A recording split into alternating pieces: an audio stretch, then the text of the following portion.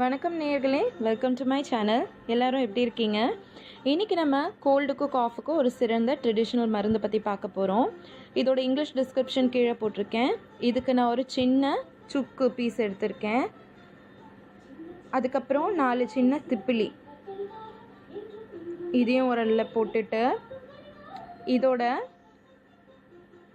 1/4 spoon ஜீரகம்,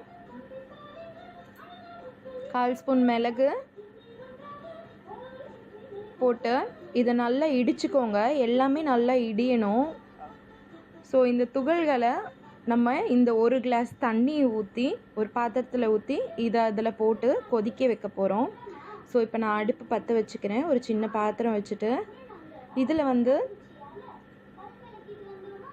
நான் அந்த 1 கிளாஸ் தண்ணி ஊற்ற போகிறேன்.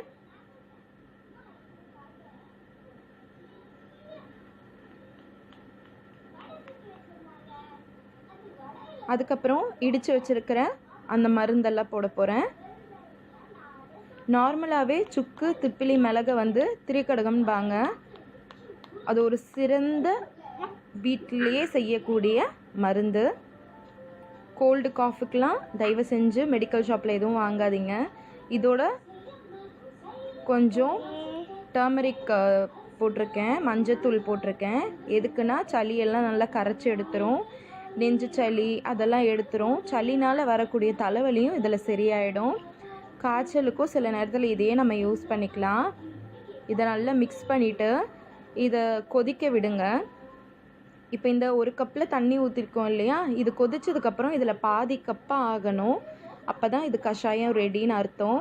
அது வரைக்கும் அடுப்பை சிம்மில் வச்சு இது கொதிக்க விடுங்க.